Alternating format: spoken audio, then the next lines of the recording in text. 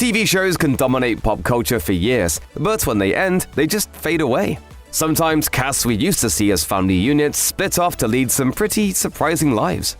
It's been over a decade since the series finale of the hit family sitcom Reba. But just because a lot of time has passed doesn't mean we don't love wisecracking Reba or her wacky family any less. Let's take a look at what really happened to the cast of Reba. Of course, the sitcom wouldn't have been the same without Reba McEntire in the titular role, Reba Hart. And there's my sweet little bundle of perfection. Aw, you can call me Mom. The sarcastic, fiery redhead was played perfectly by the country star, but McEntire is known for a lot more than the show. Long before acting, the singer had her first #1 single with Can't Even Get the Blues in 1983. Reba's country success continued during and after the show with hits like Somebody released in 2003, Turn on the Radio in 2010, and many more. The country legend came out with a box set called Revived Remixed Revisited. Talking about the box set, McEntire told Billboard, "My fans are so loyal and have been with me forever. There's also going to be people listening today that weren't even born when I cut some of these songs." Apart from her impressive music career, the singer has also done a little more acting since Reba. She played the leading lady again in the 2012 sitcom Malibu Country, but the show only ran for 1 season. McEntire also made history as the first female Colonel Sanders in a series of funny KFC commercials in which she dons the iconic costume, white mustache, and goatee. Fans of the show will remember Joanna Garcia Swisher as Reba Hart's oldest daughter, Cheyenne Hart. The character finds out she's pregnant during her senior year of high school, and throughout the show, the audience watches Cheyenne grow and learn how to be a mother. Since Reba ended, Swisher has continued acting in many TV shows. Some of her most memorable roles have been in Gossip Girl, How I Met Your Mother, and The Mindy Project. In 2020, Swisher won audiences' hearts again as Maddie Townsend in Netflix's Sweet Magnolias. Swisher shared a heartfelt message with her Instagram followers. She wrote, "This show has saved me in so many ways, and I love that we get to continue telling our story."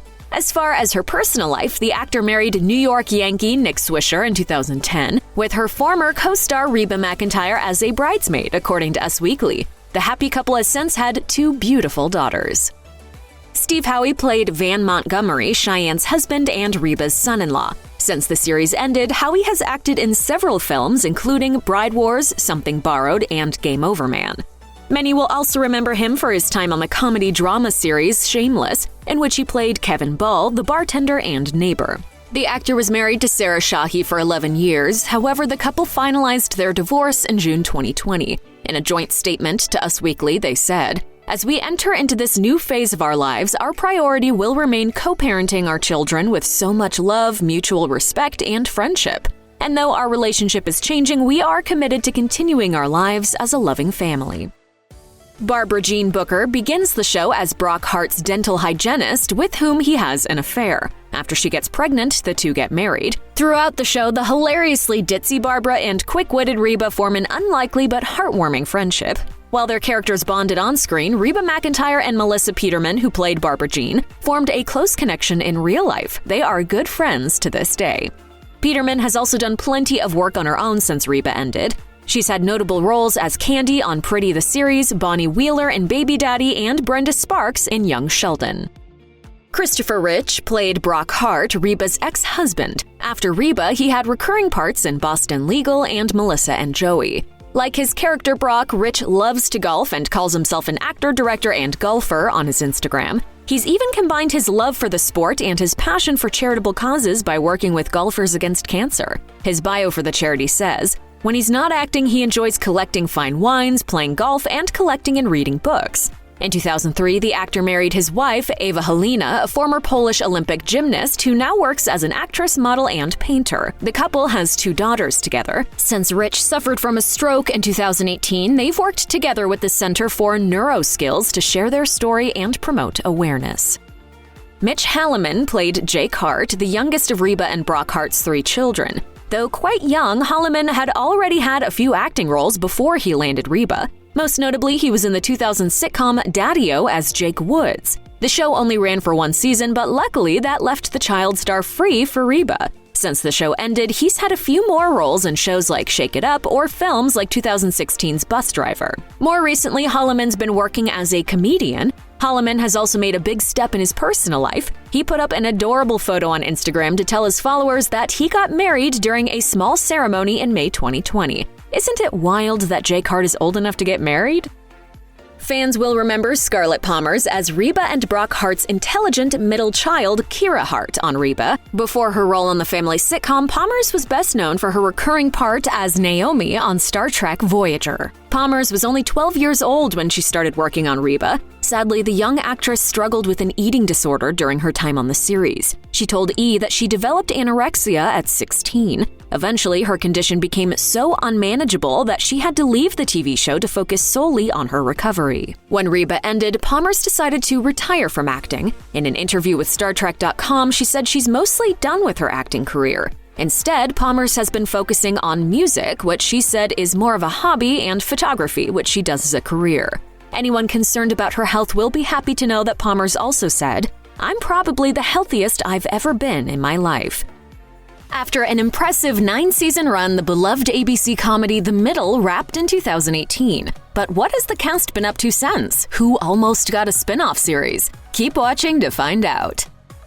The Middle centered on Indiana mom Frankie Heck, played by Emmy winner Patricia Heaton. Heaton scored more TV roles after the show, including a starring one in the series Carol's Second Act, portraying 50-something Carol Kenny as she switches careers to become a doctor. Unfortunately, the 2019 show, which Heaton also executive produced, lasted only 1 season. But Heaton has had her hands full pursuing other creative endeavors, including authoring the similarly titled memoir Your Second Act, as she told Watch magazine in 2019. It's important to keep the creative juices flowing and not get complacent. Heaton has channeled part of that creative energy into the home and kitchen industry. The food enthusiast, who previously hosted her own daytime Emmy-winning Food Network show Patricia Heaton Parties, debuted the housewares line Patricia Heaton Home at Walmart. Fans of Neil Flynn likely remember the comedic actor for his portrayal as the janitor on Scrubs. While still on the popular show, Flynn landed the role of the Heck family patriarch Mike on The Middle, which he played throughout the series from 2009 to 2018. Flynn told Entertainment Weekly in 2019, "There was a transition from Scrubs to The Middle. The characters were quite different. I was a down-to-earth man of few words on The Middle, and the janitor could do or say virtually anything and it would fit the character." Floor's wet. You know, I liked the way blonde-haired doctor looked. The actor has continued to work in television since The Middle, voicing characters in a few animated shows and appearing in the 2019 comedy Abby's. Charlie McDermott started playing Axel Heck, the oldest of the 3 Heck siblings, on The Middle when he was just 18 years old. While fans of the show became familiar with Axel, the character was far from McDermott's personality. McDermott told the Philadelphia Inquirer in a 2017 interview, "Axel is an enigma to me for the most part. I think generally he makes decisions that I disapprove of, but he's fun too in that aspect." McDermott has acted here and there since the series finale of The Middle. In 2018, he appeared alongside Mark Wahlberg in Instant Family, and he played Ty in the Netflix miniseries Unbelievable the following year. However, the actor has since shifted his focus to other pursuits, specifically music. He explained, "I would like to keep acting, but acting is so spontaneous. When I was younger, I really wanted to have like a specific trajectory, but now it just seems impossible to ever do that. So I just want to keep working and hopefully enjoy what I'm getting to do." The Middle fans might be surprised to learn actress Eden Scher wasn't an immediate shoo-in for Sue Heck. In a 2016 Gold Derby interview, Scher explained, "It is a miracle I was cast. It was not an easy process. After playing the Heck sister for 9 years, the actress almost continued the role in a spin-off that focused on Sue." Scher told TV Line in 2018, "We are shooting a pilot. I hope it gets picked up. I think it's going to be great." Unfortunately, the series never made it to the small screen, but that didn't stop Scher. She kept busy. Let me tell you something about me. I never, ever give up. Aside from a few guest appearances, the actress voiced the empowered titular princess in the animated Disney show Star vs. the Forces of Evil for 4 seasons. In June 2021, Cher announced via her Instagram that she and her husband were expecting twins. The following November, she posted the first picture of her and her husband with the twins, which was simply captioned, "Family." When 11-year-old Atticus Shaffer began playing the eccentric character Brick Heck on The Middle, viewers and critics alike quickly gravitated to the youngest character and all of his quirks. Schaefer told the New York Times in 2010, "People just like Brick because he follows the beat of his own drummer. He's different and he's quirky, and people seem to think that's adorable. Trust me because I know. It's my life." While his role on The Middle wasn't his first, he notably appeared in the Will Smith movie Hancock. His portrayal as Brick was a standout part. Since The Middle finale, Schaefer has racked up a steady stream of voice acting gigs, which he also did during the show's run. He's worked on several popular animated series, such as Disney's The Lion Guard and Pete the Cat. When Downton Abbey premiered, it became a global phenomenon, winning awards, drawing millions of viewers, and turning little-known actors into household names. Now, 15 years later, here's what the beloved cast looks like today. When Michelle Dockery was cast as Lady Mary Crawley in Season 1 of Downton Abbey, her life changed forever. A self-proclaimed Essex girl, Dockery had long dreamed of making it big, but she never imagined that Downton Abbey would catapult her into national treasure status. As Dockery told The Guardian in 2013, "I still feel on the outside looking in. My career trajectory has been surreal." We've been on the edge of this so many times, Matthew. Please don't take me there again unless you're sure. Dockery's career has soared since her Downton debut. She earned 3 Emmy Award nominations for her work on the series, and later another for her performance in the miniseries Godless. Critics also praised her role in Netflix's Anatomy of a Scandal, a show that stretched her creatively. But while her career took flight, her personal life turned upside down. After Downton Abbey began, Dockery met and became engaged to the dashing John Deneen. She was left heartbroken when Deneen died of cancer in 2015 before they could marry. In time, Dockery found a way forward. She met Jasper Waller-Bridge, whom she married in 2023. And while promoting Downton Abbey the grand finale in 2025, she walked the red carpets with a noticeable baby bump. As a child, Jessica Brown Findlay dreamed of taking the stage, not as an actor, but as a dancer. She trained tirelessly, hoping to turn her talent into a career. In a 2025 piece for The Guardian, she wrote, "Quite quickly, ballet became my entire personality. I loved the feeling of making something beautiful. But when an injury forced her to give up ballet, Brown Findlay turned to acting. She landed a few small roles before being cast as Lady Sybil Crawley in Season 1 of Downton Abbey. Her career took off from there. In the years since, she's taken on a wide range of projects. She starred as Charlotte Wells in the acclaimed series Harlots and played Ophelia in Andrew Scott's celebrated production of Hamlet. Her biggest break came from Hollywood, where she worked alongside Anne Hathaway in the upcoming film Mother Mary. Reflecting on the experience with Harper's Bazaar, Brown Findlay said, "You admire actresses from afar and wish you could talk to them, then suddenly you can. Filming that blew my mind. It was the most exciting group of people I'd ever worked with." But as for Hathaway-level fame, Brown Findlay would rather pass, saying, "I want to be able to live the way I've always done." The actor who played the valet, Thomas Barrow, in Downton Abbey made quite a name for himself in Season 1. "This is the first place I've found where I've laid down some roots." But in the years after his big break, Robert James Collier hasn't fully capitalized on his early success. He admitted as much in a press release for his ITV show The Level, saying, "I spend more time out of work than in work, so it couldn't be frustrating or I wouldn't be able to survive." At first, he chalked up his downtime to the sheer competitiveness of the industry, adding, "It's hard. It's a tough game to be in. And I always say it, but there's better actors than me out of work all the time." Over time, though, James Collier began to suspect that there were other factors at play, mainly stereotypes tied to his role as Barrow. The reason? Barrow was gay. That might not seem like a big deal, but Hollywood casting directors thought differently. In an interview with Radio Times, James Collier explained, "Because Thomas Barrow is gay and is essentially the bad guy for much of the show, a lot of people within the industry can only see you as that. They might not be in a rush to see you as a heterosexual love interest."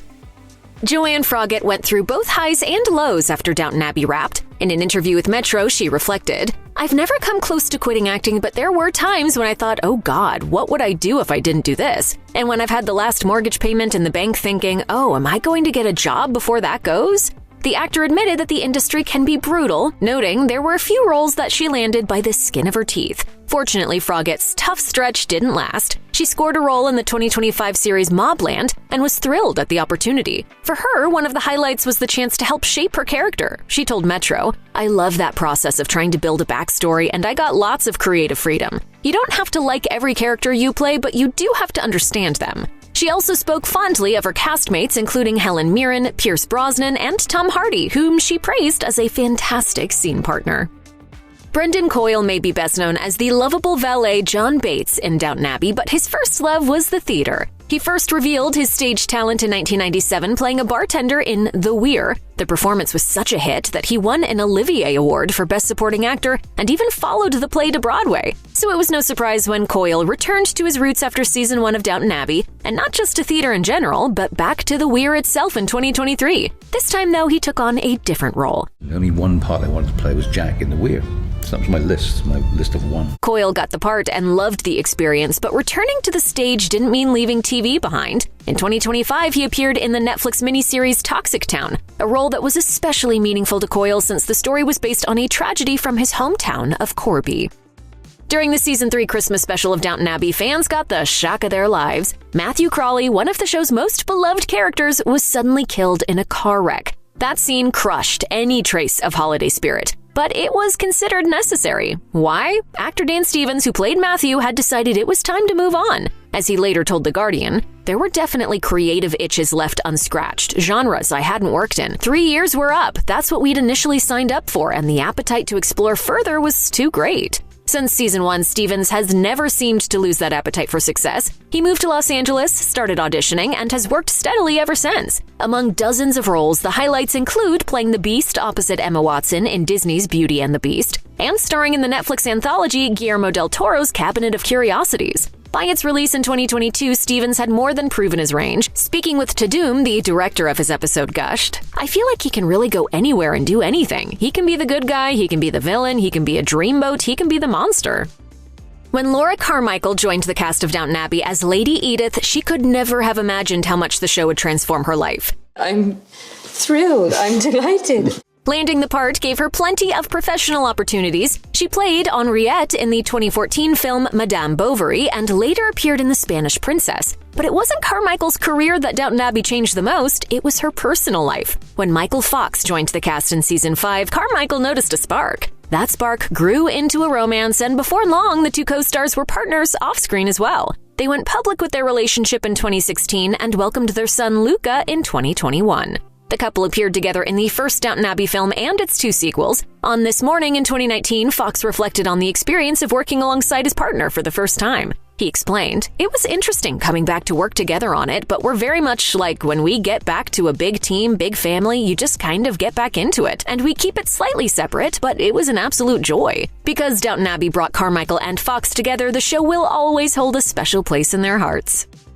Elizabeth McGovern built her career as an actor, but in the years after first portraying Cora Crawley in Downton Abbey, she picked up the pen. Nearly a decade after season 1 of the period drama, McGovern made her first serious attempt at playwriting. In 2022, her play Ava, The Secret Conversations debuted to success in London. The piece explores the fascinating life of Hollywood icon Ava Gardner, including her complicated relationship with Frank Sinatra. McGovern, of course, stepped into the lead role, a choice that earned her wide critical acclaim. The play was so well received that she took it on tour to Chicago, New York, and Toronto. Riding that success, McGovern soon shared her interest in writing more. What's next? Apparently screenwriting. In an interview with The Guardian, she revealed that she's working on a top-secret film project. Though she's keeping the details under wraps for now, she couldn't hide her excitement about the new direction. For McGovern, it's not just another creative outlet. It's also a chance to test her limits in her 60s. As she put it, "It's my next obsession. I really want to write stuff. I'm really excited about that."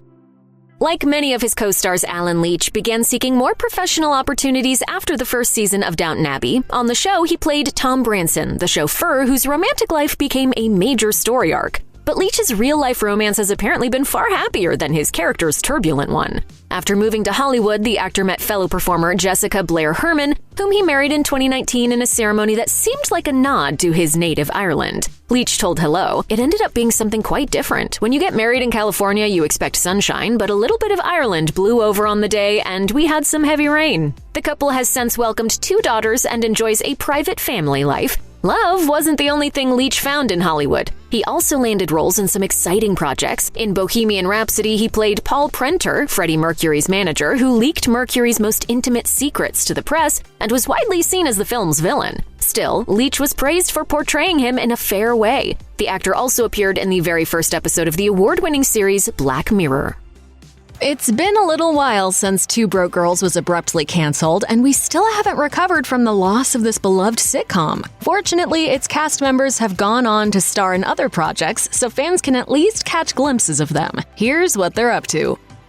Kat Dennings played Max, one of the two broke girls, and she's just as beautiful today as she was when the show started. In real life, she's anything but broke thanks to her long and successful career. She's had no shortage of roles since the show wrapped, signing on for series like Hulu's Dollface and the MCU's WandaVision. She's also branched out into voiceover work for the likes of The Simpsons and Big Mouth. Dennings is aware that her career has been marked by playing emo girls, such as Max and Dollface's Jules, a character going through a breakup, but she's perfectly fine with playing the sad girl. She told InStyle in 2019, "Don't we all relate to the sad emo character? I am attracted to roles I feel like I can bring a real aspect to, you know? Like I can actually draw from something. I've had a storied love life and a somewhat interesting upbringing, so I feel like I relate to those characters." She kind of lost herself in her long relationship. We've all done it. I've certainly done it.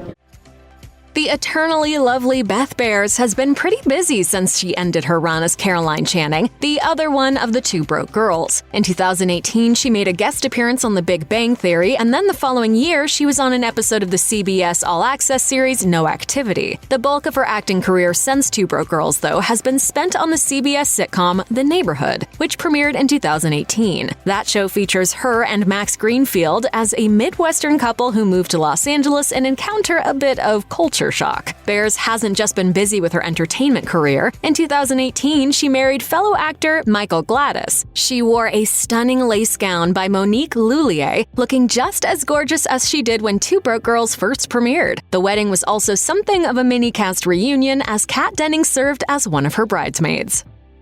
Garrett Morris played the role of Earl, the cashier on Two Broke Girls, serving as a main cast member for all 6 seasons. He was already a veteran actor when the show premiered in 2011, and his career spans generations. His resume dates all the way back to 1960 when he made an appearance on CBS Repertoire Workshop. And of course, he's probably best known as one of the original not ready for primetime players on Saturday Night Live back in the 70s. Today, Morris looks pretty much the same as he did on Two Broke Girls. He's recently made guest appearances on several TV shows, including MacGyver and This Is Us. He's also been keeping his music skills in good shape with some public singing performances. In 2018, for example, he appeared at the Catalina Jazz Club in Los Angeles, where he performed an original piece called Come Back Valentine. Jonathan Kite has been working steadily since his time as Oleg the cook on Two Broke Girls. He's been acting so much, in fact, that his career is exhausting just to hear about. In an interview for the podcast That One Audition in 2018, he said that he approaches his showbiz career the way an athlete tackles a sports career. He noted that he's constantly competing and training and that he never takes a day off, especially when it comes to auditioning. Kite's strategy has definitely paid off as he's landed job after job since Two Broke Girls ended, including guest spots on shows like Family Guy and NCIS, to meteor projects like the upcoming film James II. Kite is also a comedian and an impressionist. According to his website, he has more than 100 celebrity impressions under his belt, including Seth Rogen, Liam Neeson, Christian Bale, and John Lithgow. Tom Hanks complains about the latest season of Dancing with the Stars. Hi, come on, guys. Dancing with the Stars? I mean, come on.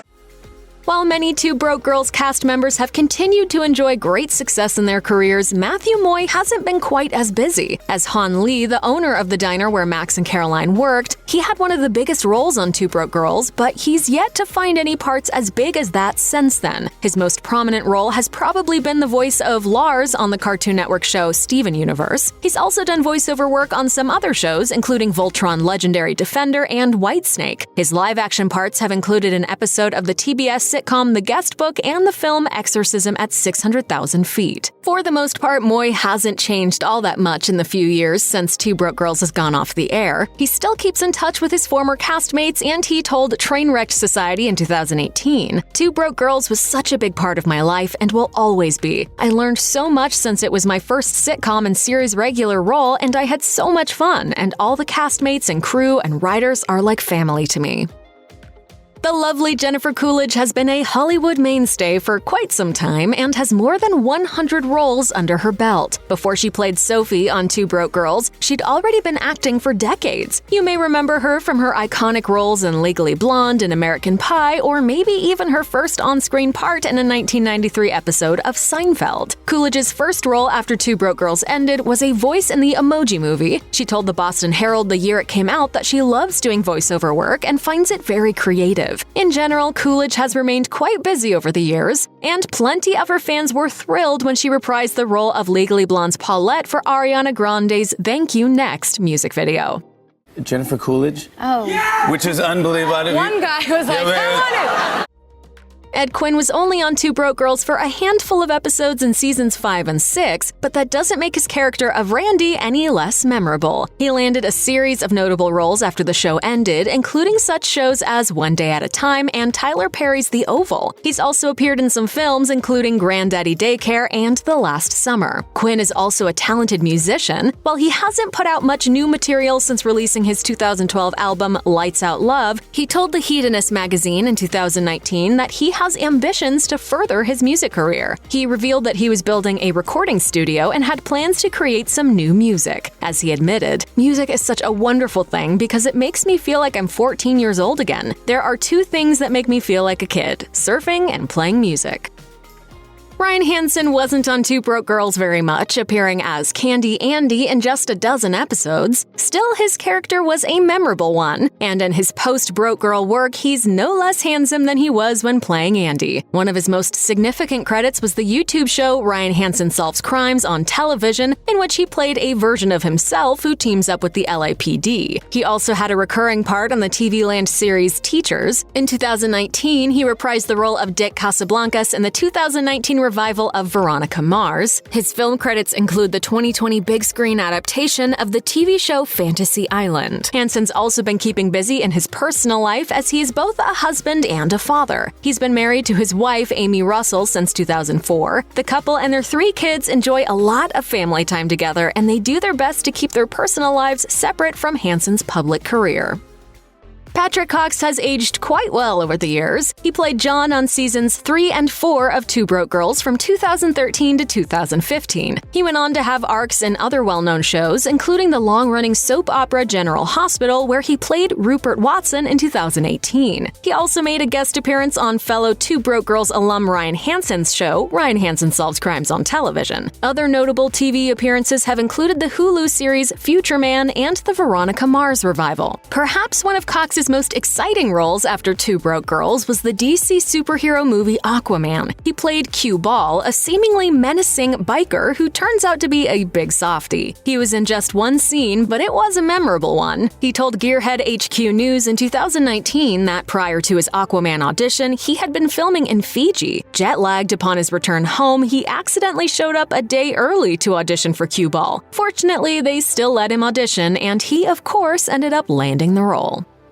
Christopher Gorham played Bobby the contractor on the 6th and final season of Two Broke Girls. Since the show wrapped, he's gone on to star in quite a few other shows and films. His movie credits include We Love You, Sally Carmichael, which he also directed, and The Other Side of Heaven 2, Fire of Faith. Gorham also became a superhero, or at least voiced one, as he played The Flash in several DC projects. Gorham's biggest role after Two Broke Girls was in the Netflix series Insatiable, in which he played a character named Bob Barnard. The show was about a girl who lost a lot of weight after a freak accident and then sought revenge on those who bullied her while she was overweight. Being on a Netflix show was a big chance for Gorham, as the entire show was filmed at the same time rather than over a period of months. He told Brief Take in 2019 that making Insatiable was more like shooting a film rather than a typical TV show, and that it required being separated from his family while he was on location.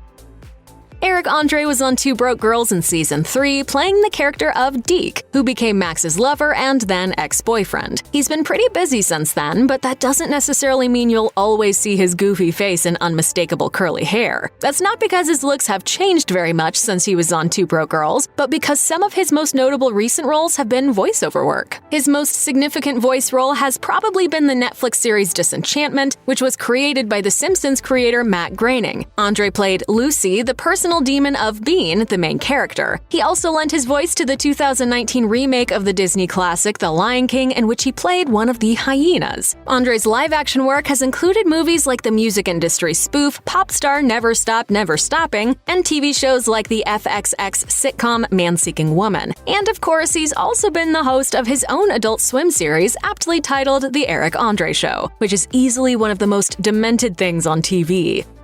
From Dungeons & Dragons to pro wrestling, the stars of True Blood have kept themselves busy ever since the Fangtastic show ended. Anna Paquin was already an accomplished Academy Award winner when she took on the lead role in the vampire series True Blood. However, snagging the lead role of Sookie Stackhouse definitely put the Canadian-born actor in the pop culture limelight. Paquin portrayed the beloved half-fairy character whose adventures spawned 13 books and 7 seasons. Sookie is a telepathic server at Merlot's Bar and Grill when she meets a vampire named Bill, who introduces her to an entire world of supernatural creatures. She finds herself drawn to Bill because, unlike everyone else, she can't hear what he is thinking. However, this leads to dangerous situations, vampire politics, and werewolf drama before her story's conclusion. Since the finale of the HBO series, Paquin has been extremely busy in her acting career, working on other TV series like Bellevue and Alias Grace, voicing an animated character in The Good Dinosaur, and starring in a ton of films. In 2023, she starred in the Netflix film True Spirit about an Australian teenager who became the youngest person to sail around the world.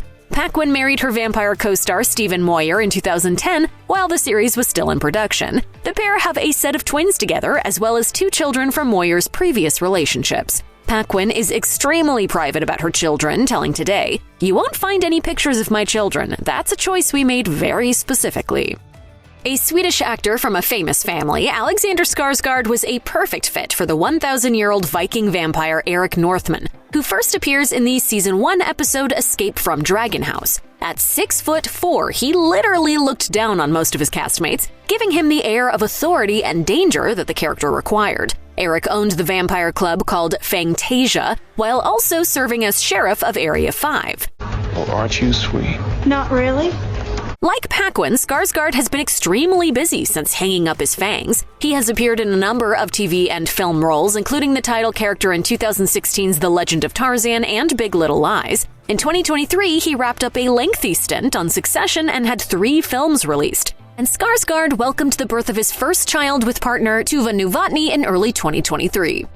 The only cast member who is actually from Louisiana, Sam Trammell played Sam Merlot, who is the shape-shifting owner of Merlot's Bar and Grill in True Blood. His character is the friend and employer of Sookie Stackhouse, and he helps her out of danger on more than one occasion. While Sam can technically transform into any animal he has seen before, he tends to prefer the form of a border collie, which is a copy of his childhood pet. Trammell is an accomplished actor on the screen as well as on the stage. He's been nominated for a Tony Award and a Screen Actors Guild Award, and he won Best Actor awards at the Boston and Chelsea Film Festivals. He has not slowed down since wrapping up True Blood, making appearances on various TV shows and films. He showed up on This Is Us as well as on Homeland. British actor Stephen Moyer portrayed Bill Compton, a Civil War-era vampire in the HBO series. He began as a love interest for Sookie, but it didn't take long before his ulterior motives were uncovered. Bill became more of an antagonist in the series in the later seasons before contracting the fatal vampire blood disease known as Hep V. Moyer started acting in local theater productions in his hometown, but he soon found himself touring as Romeo in an Oxford stage production of the Shakespeare play Romeo and Juliet. Making the jump to the screen, Moyer appeared in several British television shows, then onto film and eventually landed in Bon Tom. Since then, Moyer has not stopped working, taking on roles as an actor, director, and producer. He also appeared in the After series as the main character's father, Christian Vance. Married to Paquin since 2010, the couple have often commented on the difficulties their careers can place on a marriage. And we're all like, you want us to take our clothes off, don't you?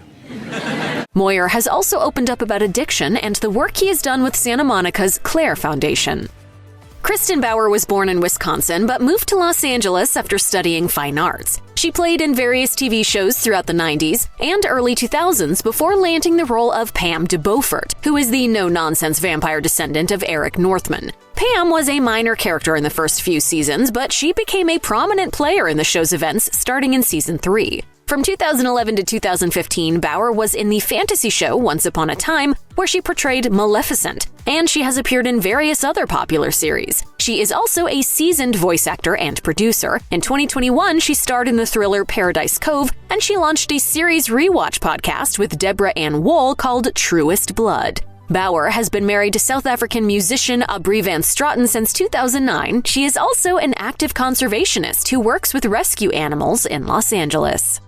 Rutina Wesley joined the cast of True Blood as Sookie's best friend, Tara Thornton. The Tara from the show is tough and deals with her massive amounts of trauma with a quick wit and a sharp tongue. It's a different version of Tara from the books, but the viewers enjoyed Wesley's interpretation. Wesley's star has continued to rise since her True Blood days, with roles in high-profile television shows including The Walking Dead and Hannibal. She portrayed Nova in Queen Sugar to much success, winning Outstanding Actress awards from the Black Reel Awards for television. In 2023, she joined Bella Ramsey and Pedro Pascal in The Last of Us. While portraying Tara Thornton, Wesley was married to Jacob Fischel, but the pair divorced in 2013. Reportedly, she was engaged to a New Orleans chef named LaShonda Cross in 2017, but the deletion of an engagement picture on Instagram has led people to believe they split. Joe Manganiello is the 6'5" American actor who took on the role of the alpha werewolf Alcide Herveau. Alcide was a love interest for Sookie, who came with a bit of baggage, namely an ex named Debbie Pelt. The werewolf first appeared in Season 3 but would meet his demise in Season 7. Manganiello may have caught the public's attention in True Blood, but he cemented his heartthrob status as Richie in the Magic Mike movies. His dance moves aside, Manganiello has also done a fair amount of work as a voiceover artist, lending his voice to characters from Star Wars to Smurfs. In 2023, he starred in the thriller The Kill Room. After his werewolf days, Manganiello has added producer, writer, and director to his credits. He currently has a Dungeons & Dragons documentary in pre-production that he will be directing and producing. He married Sofia Vergara in 2015, but the pair announced their separation in 2023.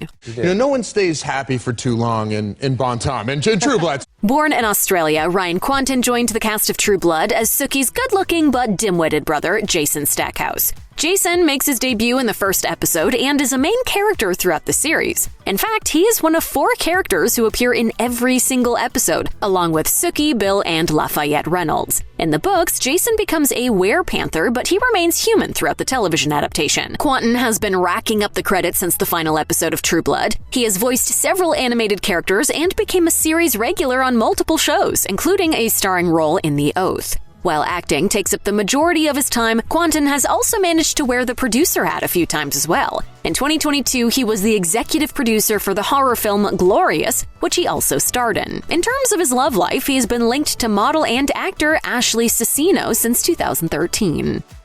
A Juilliard alumni, Nelson Ellis stole every scene he was in with his rendition of Lafayette Reynolds. Lafayette was a much smaller character in the book series and was murdered at the end of the second novel. In the show, he appears in every episode, and Ellis won a Satellite Award for his portrayal of the character in 2008. Unfortunately, the actor died in 2017 at age 39. His untimely death was due to heart failure, and his manager stated that Ellis was attempting to detox from alcohol prior to his death. His father provided a statement to The Hollywood Reporter stating, "His kidneys shut down, his liver was swollen, his blood pressure plummeted, and his dear sweet heart raced out of control." Prior to his death, Ellis appeared in several movies and series, including Elementary. He also directed and produced a documentary called Damn Wonderful and served as executive producer on several short films. Carrie Preston started acting at the age of 12 using her own front yard to create a one-woman show she wrote, produced, and starred in. She would eventually move on to bigger productions like My Best Friend's Wedding, which also featured Julia Roberts and Cameron Diaz. In True Blood, she starred as the fiery red-headed waitress Arlene Fowler. Honey, that scarf is double cute. After 7 seasons as Arlene, Preston went on to large roles in other shows, including Elsbeth in The Good Wife. She also starred in all 4 seasons of the award-winning nail salon crime comedy Claws. Due to her work on The Good Wife, Preston won a Primetime Emmy Award in 2013 for Outstanding Guest Actress in a Drama Series, and was nominated for a Critics' Choice Television Award in 2014. Chris Bauer has been gracing screens since the 1980s, appearing in blockbuster films like The Devil's Advocate with Al Pacino and Keanu Reeves. In True Blood, he portrayed the bumbling detective Andy Belfleur in all 7 seasons. Fighting crime. It's a hell of a workout. One of the fully human characters, Andy is no stranger to the supernatural world, and he even ends up with half-fairy daughters in later seasons. Bauer has been steadily working for decades and is kept extremely busy after True Blood. He has appeared on popular shows such as The Deuce, The Office, and For All Mankind. One of his major roles was in the pro wrestling drama series Heels as Wild Bill Hancock. It's a role he is deeply passionate about. As he told Screen Rant, "It's been the joy of my career to play a pro wrestler on Heels." A classically trained actor, Deborah Ann Wool, has a Bachelor of Fine Arts degree in acting and attended the Royal Academy of Dramatic Arts in London before landing her vampire gig on HBO. Her character, Jessica Hamby, does not exist in the original source material, but as a modern young vampire, she brought a unique perspective to the show and had one of the most dramatic character arcs. Jessica may have been a breakout role for Wool, but she has been extremely busy since the finale. She appeared in Marvel's Daredevil series, starred in several movies, voiced video game characters, and produced a podcast. Wool married actor E.J. Scott in 2018. She is also an active gamer, known for playing Dungeons & Dragons and participating at Gen Con events. Texas native Jim Perrick portrayed Jason Stackhouse's best friend Hoyt Fortenberry on True Blood. Hoyt was a mama's boy who wasn't afraid to do the right thing. While fully human, he had no issue dating a vampire like Jessica or dealing with the other supernatural phenomena around him. Perrick starred in a theatrical adaptation of Steinbeck's classic Of Mice and Men the same year True Blood ended, and he hasn't really slowed down since. He worked on several projects each year, including 2016's Suicide Squad and several episodes of The Deuce with former castmate Chris Bauer. Perrick also played Judd on 911 Lone Star. While playing Hoyt, Perrick was married to actor Sierra Danielle, but the pair split in June 2014. He then had a 2-year marriage to Levin Rambin. He has been linked to ballet dancer Haley Walters since 2018.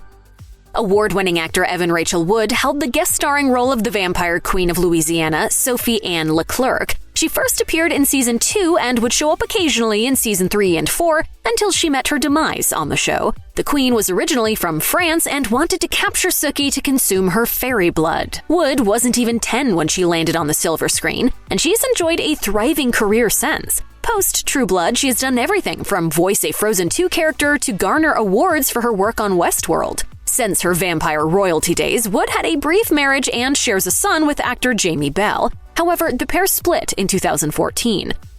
Decades have passed since their last adventure in Colorado Springs, and the cast members of Dr. Quinn Medicine Woman have stayed busy with new shows, career changes, and a controversial trip to Australia.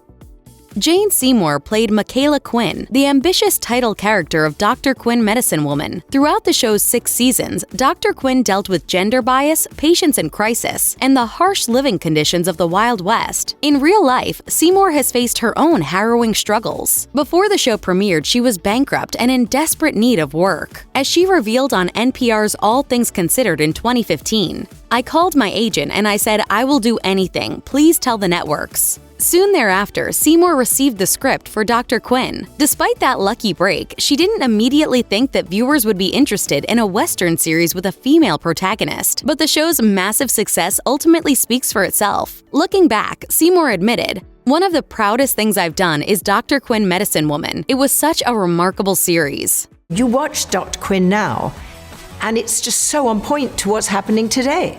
It dealt with everything. In the years since, Seymour has remained plenty busy, appearing on such shows as Smallville, Jane the Virgin, and The Kaminsky Method. And in 2022, she became a small-screen leading lady once again when she was cast as the title character in the quirky detective series Harry Wild.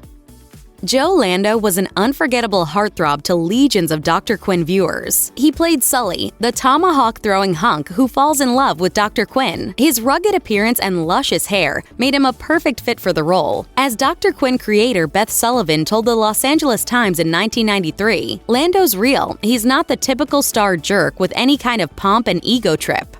After the show ended, Lando cut his legendary locks, a transformation that allowed him to play a broader range of characters. As he admitted to Chicago Parent in 2010, "I always had to find a way to fit the hair into the story. You can't play a banker and have long hair and have it work." Lando has enjoyed an eclectic career that includes several made-for-TV movies, soap operas, and horror flicks. He also maintains a close relationship with his former castmates. In 2021, he reunited with Jane Seymour and William Shockley to celebrate his 60th birthday, and he and Seymour rekindled their on-screen chemistry in 2022 when they co-starred in the TV movie A Christmas Spark.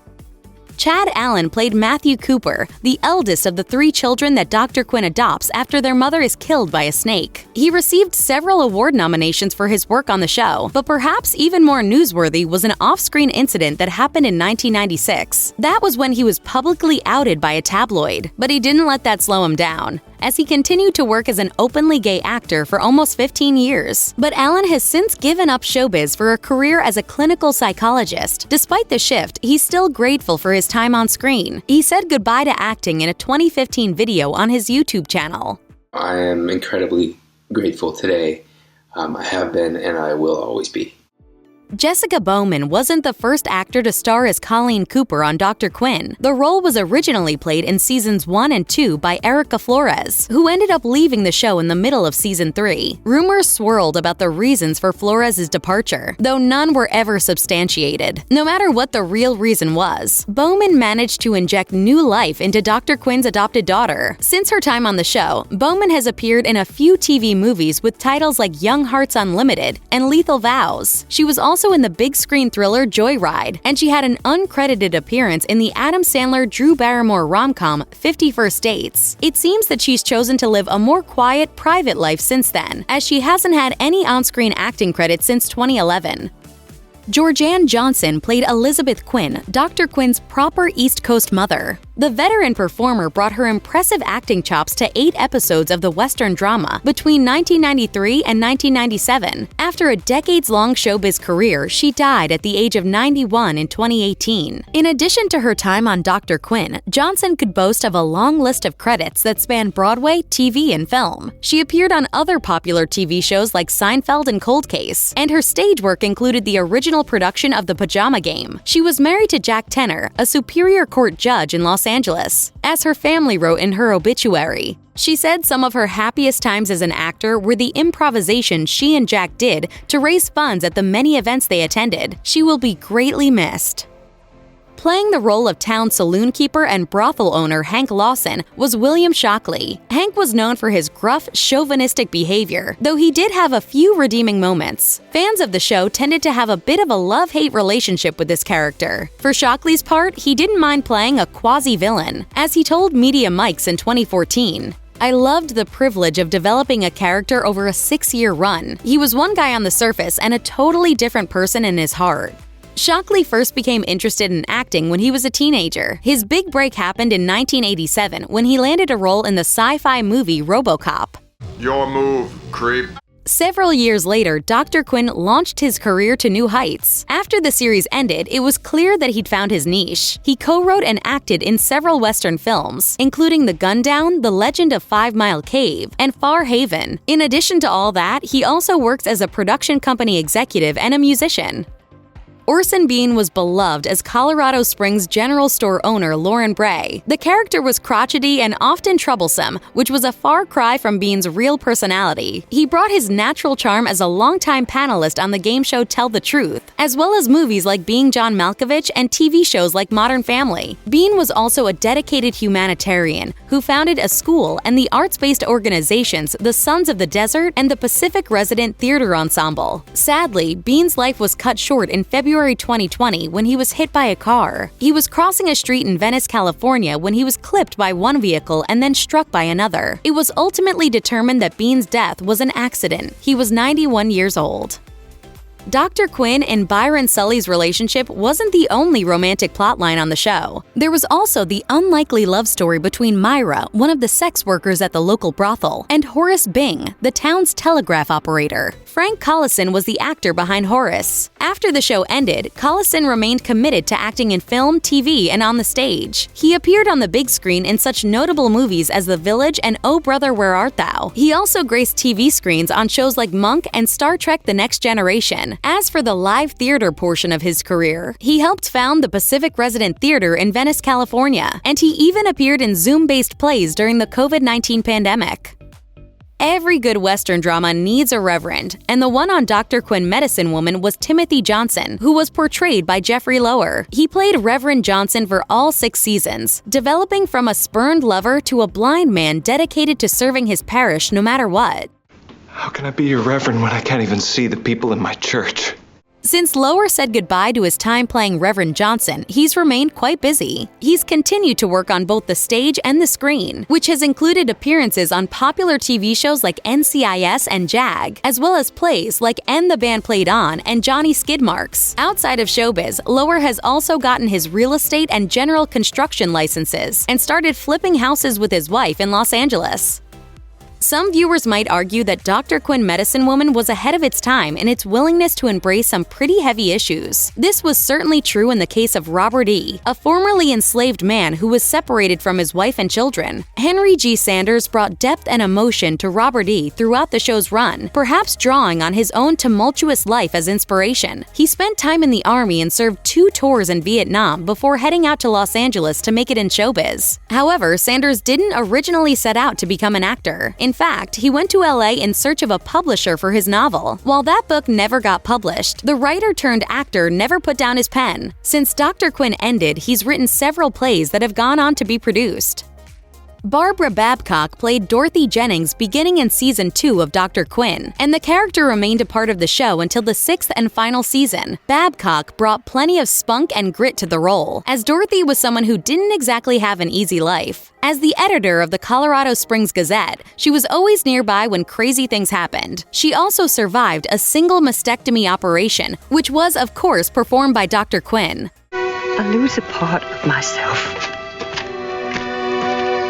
And I'm not able to accept that. Since Dr. Quinn ended its run, Babcock has remained busy. She spent some time traveling all over the world, from Kenya and South Africa all the way to Peru. She finally put down semi-permanent roots in 2002 when she moved back to Carmel by the Sea, California, to refurbish her old family home. As she noted to Carmel magazine in 2018, "I wanted to leave Los Angeles during the 46 years I spent there. At that time, it was necessary as an actor to be either in New York or LA. I kept thinking of leaving, but didn't want to give up the business yet."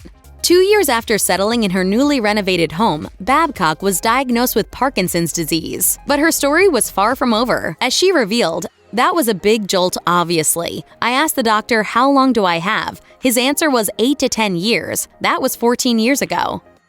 Jonelle Allen played the supporting character of Grace, an African-American woman who owned and operated her own cafe. Allen was overjoyed at the opportunity to accurately portray the strength, resilience, and beauty of Black people in the American West, as she explained to ABC7 Los Angeles in 2020. "I used to believe, because of seeing old movies and stuff, that Black people weren't in the Old West. Well, we were. We were there. We were very much involved in the foundation of the Old West." Allen's fight for social justice didn't end with her time on Dr. Quinn. She's gone on to teach at the Young American College for the Performing Arts, and she still performs around the country, and she has no plans of slowing down. The thing is, we persisted. And that's what I always say, persist. 21st century people might be horrified to learn that barbers used to double as doctors, but that's indeed how it was back then. And that's exactly what Jake Slicker, played by Jim Noblock, did in the town of Colorado Springs, at least until Dr. Quinn showed up. Noblock brought the barber surgeon to life for all 6 seasons of the Western drama. Afterwards, he kept acting for a while, which included a few TV shows and a bit part in the 2005 remake of King Kong. But then he headed to a land down under. Alas, his wife, Dr. Quinn creator Beth Sullivan, denied that they ever agreed to live in Australia, and the two ended up separating. As Noblock claimed in their divorce proceedings, "I enjoyed living in Australia over California, and it was my belief that my wife and I would live in Victoria, Australia permanently and raise our children there." From a legendary TV dad to the most annoying neighbor of the 90s, Family Matters was a TGIF staple for countless millennials. And even though you might never hear, "Did I do that?" again, there are plenty of places you can still catch the iconic cast. Even the mysterious missing child, Judy. Reginald VelJohnson eventually became known as one of America's dads, thanks to his performance as the loving and protective Carl Winslow. After Family Matters ended, VelJohnson kept acting, popping up in sitcoms like Brooklyn Nine-Nine, and taking on a recurring role in the CW show Heart of Dixie. In early 2023, VelJohnson starred in a slew of TV dad commercials for Progressive. He told Forbes, "It really was warm, and I had a good time, and they had a good time with me, I hope." VelJohnson also talked about the legacy and original popularity of Family Matters during his Forbes interview, claiming, I think having a black family on Miller Boyette's production roster was kind of a unique thing, and we got used to being around each other. It just felt good and people seemed to like what we were doing, and that's why it lasted so long. The former TV dad added that as long as he's healthy and capable, he'll continue acting. Darius McCrary became known for his breakout role as Eddie, the only boy in the Winslow family. Are Tony's parents gonna be there? Of course. Beer? No. Girls? No. How late? 2. Bingo! Book 'em, Dano! His character often got into trouble but eventually grew up to be a responsible and brave man. In real life, McCrary continued acting after Family Matters, finding roles in both film and television, while also expanding his work to include producing and rapping. He still remains involved in the entertainment industry today, claiming in an interview with Daily Blast Live, "It's just a blessing to be here all these years and to continue working, continue learning, and to have people still interested in what you're doing." McCrary also started the podcast I'm Not Laughin', Tellin' Hip Hollywood. I want to give a voice to celebrities because we get such a bad rap a lot of times.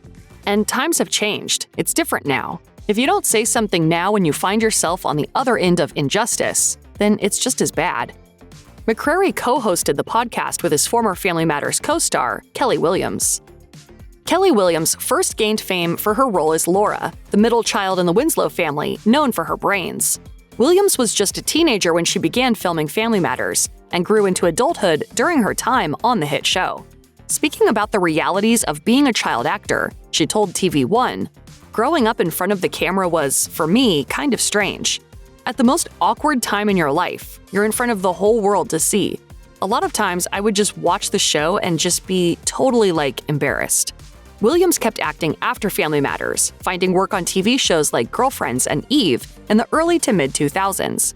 But after 2009, Williams took a hiatus from acting, coinciding with the birth of her 2 children.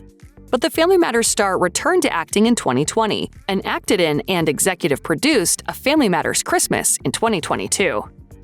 Jaleel White became such an important part of Family Matters that it's hard to believe there were episodes without him.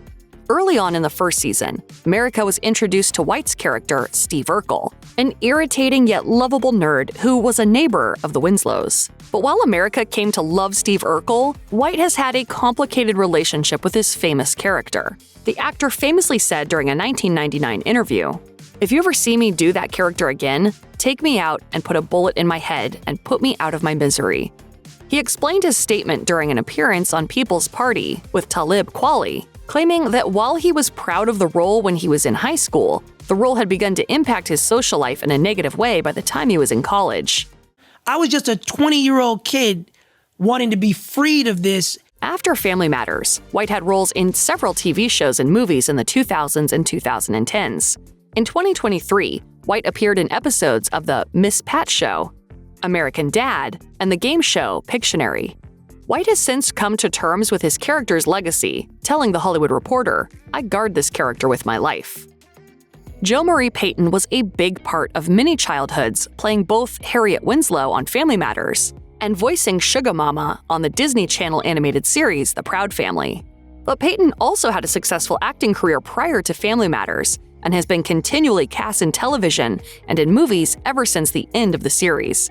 Payton even reprised her role of Sugar Mama in the 2022 Disney Plus reboot, The Proud Family, Louder and Prouder. However, while Family Matters was airing, Payton had issues with Jaleel White. She claimed in a 2022 interview with Entertainment Tonight, "There was one time he actually wanted to physically fight me.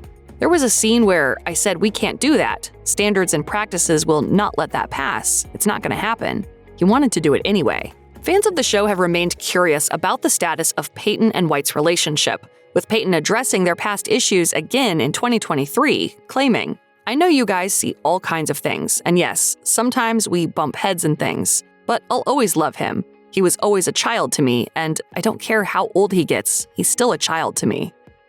Rosetta LeNoire played Estelle Winslow, the mother to Carl and grandmother to Eddie, Laura, and Judy.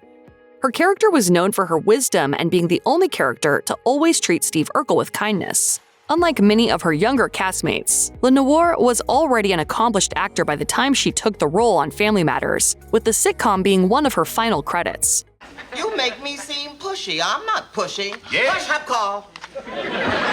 Known for her film roles in Moscow on the Hudson and Brewster's Millions, she capped off her acting career by receiving the National Medal of Arts from President Bill Clinton in 1999. After a life in entertainment, Lenoir died in 2002. Outside of her film and television career, Lenoir was known as a prominent theater actor and civil rights activist. In 1968, Lenoir started the Amos Musical Theater in New York City. She once said, "Music is one avenue where no one seems to have discriminatory attitudes. Theater techniques are a marvelous implement to bring people of all races, colors, and creeds together. You don't worry what color is. All you care about is the end product." The theater is still running today, providing a place for young artists to perform. Bryton James received his first major acting role on Family Matters, playing Richie Crawford, a cousin to the Winslows and one of Steve Urkel's few friends. Since the conclusion of the series, James has enjoyed a steady career. In 1996, he joined the cast of the popular soap opera The Young and the Restless as Devon Winters, and he's played the character ever since, appearing in over 1,500 episodes and counting. James even won a Daytime Emmy for his role in 2020. More recently, James made Family Matters fans smile when he had a 6-episode reunion with one of his former co-stars, Thelma Hopkins, on The Young and the Restless in 2021. Regarding the experience of acting with Hopkins again, James told Entertainment Weekly, "Thelma is one of the reasons that I have enjoyed it for 30 years. To step on my first stage with her and have Thelma be the one to make me feel so comfortable and at home back then, it is very special." Thelma Hopkins had already been acting since the late 1970s when she joined the cast of Family Matters as Rachel Crawford, Harriet's widowed sister who moved into the Winslows' house with her son Richie. After her time on the sitcom came to an end, some of her biggest gigs included the sitcom Half and Half, the television adaptation of Are We There Yet?, the Nickelodeon series The Casa Grandes, and the Netflix show Dead to Me. Let her talk. I don't want to let her talk, Kyle. Oh, now see, this is getting real. Hopkins has kept in touch with several of her Family Matters co-stars over the years. Apart from an Entertainment Weekly reunion photo shoot and interview in 2017, and her guest role alongside Bryton James in The Young and the Restless, Hopkins has also worked with Kelly Williams and Sean Harrison in the fight against homelessness. Jamie Foxworth played Judy, the youngest of the 3 Winslow children. While Judy was a typical child, her time on the show was atypical compared to the rest of the main characters. About halfway through the sitcom, Judy disappeared from the show without any explanation. As it turns out, Foxworth was reportedly fired from the show to give Jaleel White more screen time. After her time on Family Matters, Foxworth quit acting, though she had a brief career in the adult film industry in the early 2000s. When Entertainment Weekly's Family Matters special reunion was released in 2017, it did not include Foxworth.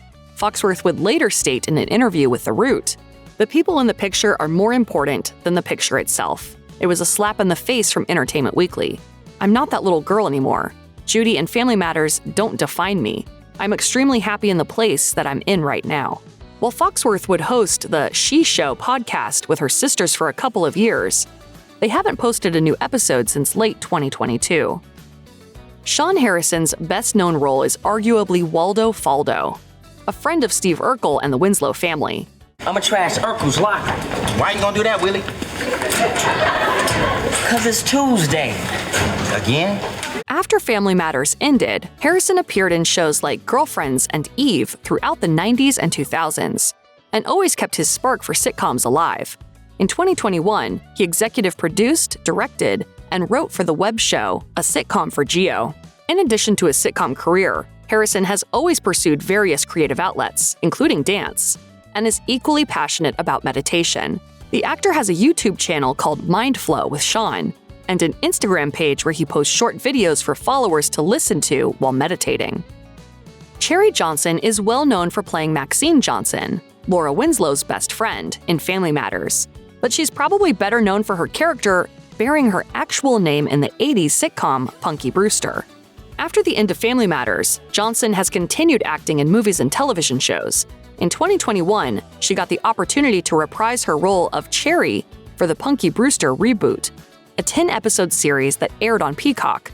In an interview with Pop Culturalist, Johnson would say, "How many people can say you have this job 30 years ago, and then you get to go back to the job that you loved so much? It's a blessing that I never even realized that I wanted."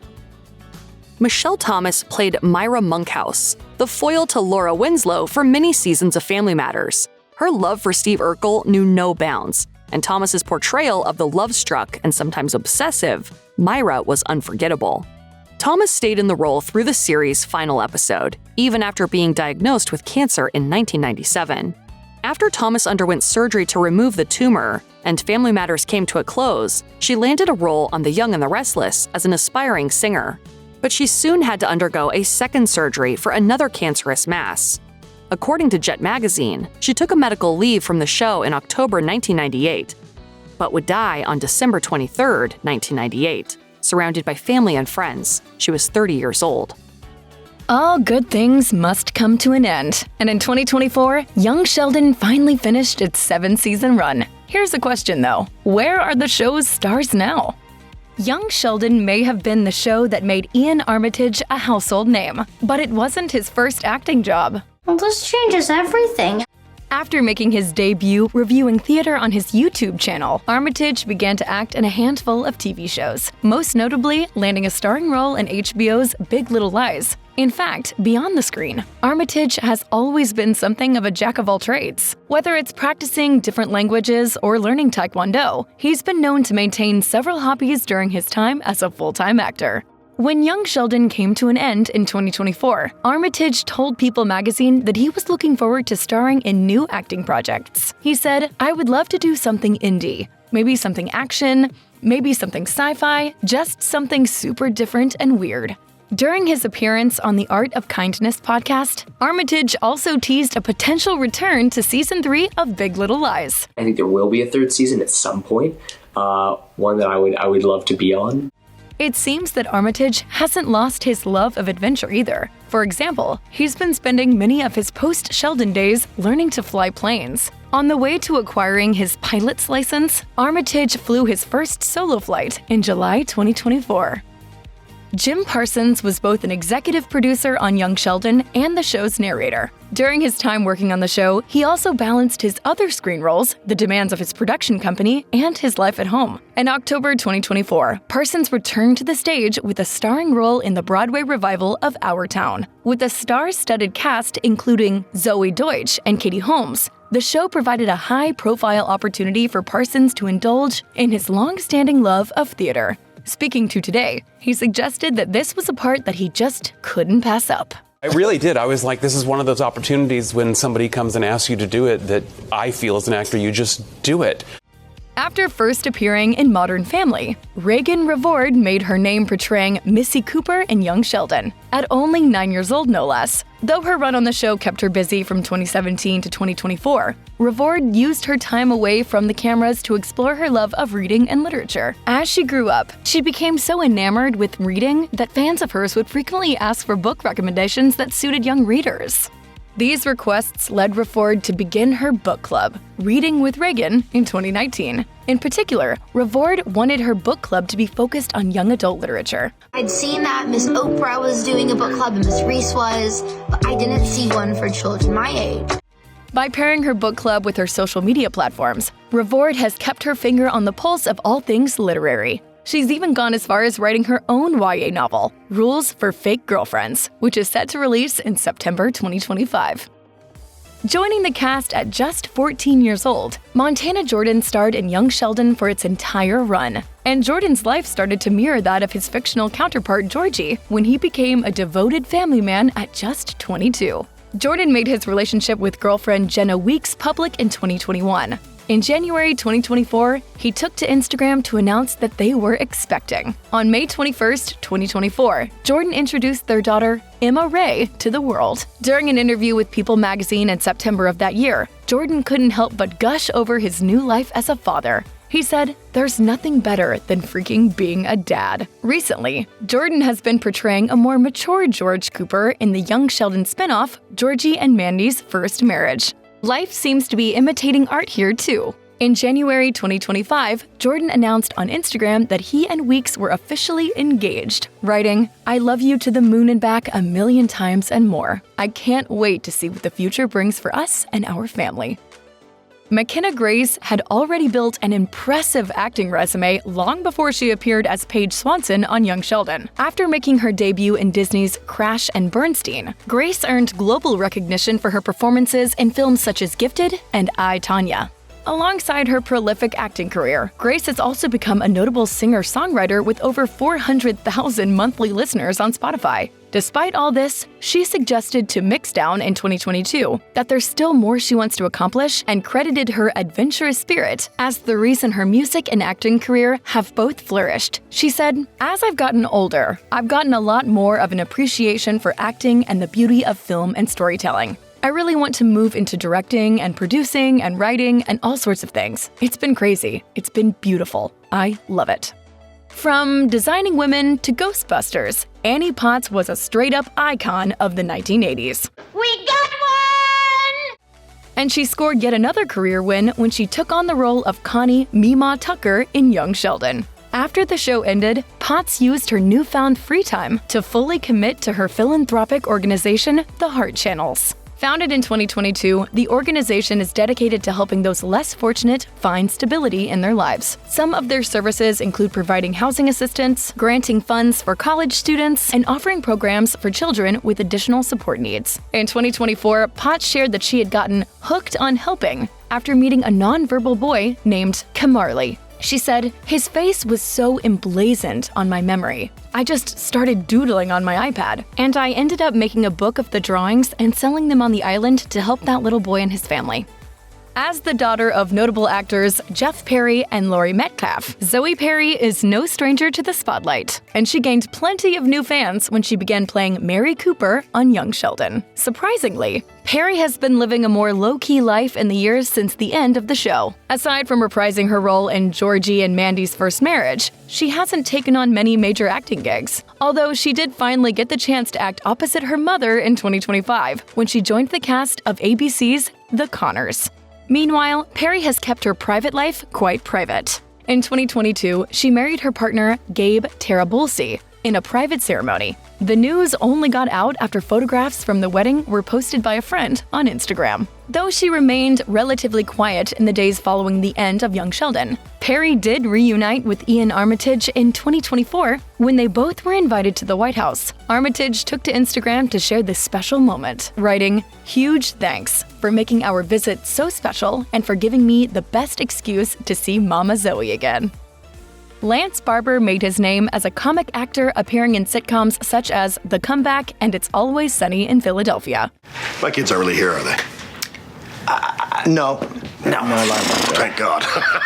After briefly appearing in The Big Bang Theory as a different character, Barber joined the franchise proper as George Cooper Sr. in Young Sheldon. He stayed with the show for its entire duration, only occasionally taking time to appear in a small handful of other projects. And like Zoe Perry, Barber has remained relatively private following the finale, but he hasn't given up working altogether. In 2025, Barber made a guest appearance in Georgie and Mandy's first marriage. Given his character's tragic end in Young Sheldon, his appearance in the spin-off was the result of a dream Georgie had about disappointing his late father. According to show creator Steve Holland, this story arc felt like an ideal way to bring a beloved character back to the franchise. In 2022, Emily Osment first appeared on Young Sheldon as Mandy McAllister, Georgie's partner. Despite her late inclusion in the series, Osment's performance quickly made her a favorite among fans. And yet Mandy was originally supposed to be a one-off character. Speaking to People magazine, Osment said, "I was just supposed to do one guest star appearance. That was my deal. It was one episode, and then they brought me back for 2 more, and then they brought me back for 7 more. Then they brought me on as a regular." Osment's full-time gig on Young Sheldon came to an end just 2 years after she got on board. But then, in March 2024, CBS gave her a show of her own, Georgie and Mandy's First Marriage. At the time, Osment thanked the showrunners for allowing this opportunity to become a reality. She wrote, "So thrilled to finally be able to celebrate this wonderful news. I share with the best fake husband a girl could ask for. Stick around, y'all. The story continues." Although he found considerable success playing Tam in Young Sheldon, acting wasn't Ryan Fong's first love. Having learned to dance at the age of 6, Fong was once best known for his skills on the dance floor. As a preteen, he showed off his unique talent on projects such as Dancing with the Stars and Just Dance Kids 2. Fong kept up his dancing even while working on young Sheldon, which, according to his interview with Voyage LA, was a shock to many of the show's fans. He said, "It's really funny to see people comment on my social media saying that Tam can dance. And I find it funny because a lot of people don't see that side of me." Tam, we're talking about my problems right now. In 2020, Fong enrolled in USC Gloria Kaufman School of Dance, where he continued to hone his skills as a dancer. He graduated in 2024. He told Voyage LA, "I think the one thing that sets me apart from others is my ability to adapt into whatever field I'm in, and at a young age. I have always had that ability. I think being a diverse individual in general will make you have an edge." Though Wyatt McClure garnered some notable acting credits as a child actor, his portrayal of Billy Sparks in Young Sheldon marked a highlight in his career. During this time, though, McClure kept himself busy booking gigs in projects such as Teachers and the Santa Clauses. By the show's 7th season, it was clear McClure had become quite close to his Young Sheldon castmates. Just hours before the final episode aired, he took to Instagram to express his gratitude for being able to work with his co-stars, referring to them as lifelong friends. And McClure seemed to keep up these friendships even after the show ended. In July 2024, he dedicated a happy birthday post to Ian Armitage on Instagram. 10 days later, he made a post asking his friend for recommendations about things to do in London. Armitage encouraged McClure to enjoy himself, recommending that he go see a play and eat at Dishoom, a popular chain of restaurants in the city.